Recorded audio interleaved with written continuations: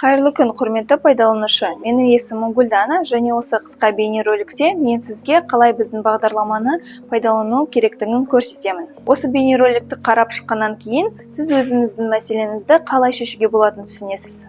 Сондай-ақ бағдарламаның мүмкіндіктерімен жақынырақ танысасыз. Бұл видеода біз компаниялар мен сауда нүктелерін басқаруды қарастырамыз. Жүйе тізімінде бірінші торговая точка бөлімі орналасқан. Мұнда біз сауда нүктелері туралы деректерді басқара аламыз, және олардың әрі компаниялардың арасында ауыса аламыз. Добавить торговую точку батырмасын басып, сауда нүктесі туралы ақпаратты енгіземіз.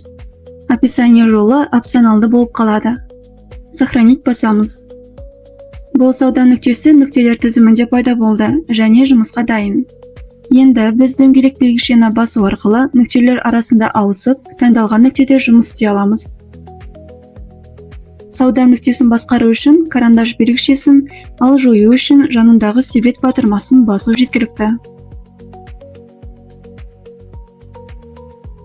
Ары қарай видеода компания бөліміне өтеміз. Мысалы, клиентте әртүрлі тауарлар үшін ИП және ТО болуы мүмкін. Ол бірнеше компанияны қосу арқылы бір жүйеде жұмыс істей алады. Мысал ретінде бір компания қосайық.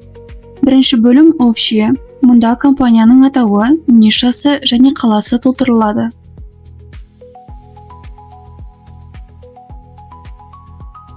Екінші бөлім реквизиты компания бөліміне өтеміз.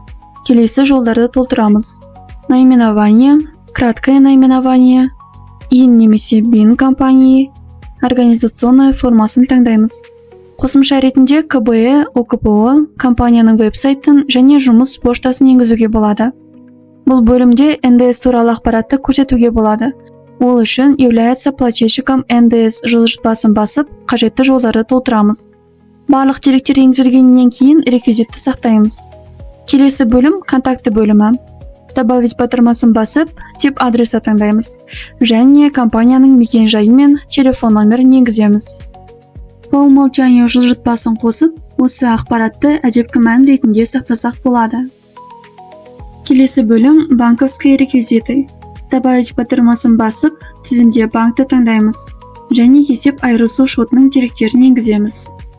Сақталған деректер жүйеде счет фактура, счет на оплату және басқа құжаттарды жылдам әрі дұрыс қалыптастырудың негізі болып табылады. Барлық бөлімдерді толтырғаннан кейін компания деректерін сақтаймыз.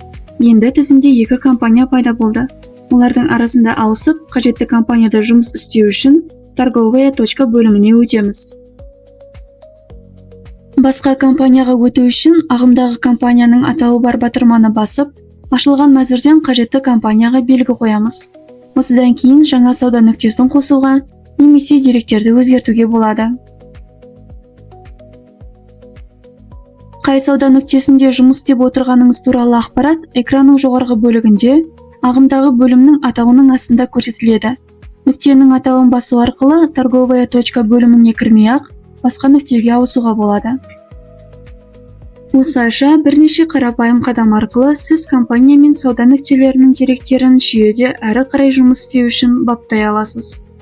Бұл бейнеролик сіздің сұрақтарыңызға жауап берді деп үміттенеміз. Біздің арнамыздағы басқа да оқыту видеоларын көріңіз, немесе кез келген уақытта 8-702-778-99-11 нөмірі арқылы хабарласыңыз. Бізбен бірге болғаныңыз үшін рахмет. Сізге сәтті сауда тілейміз.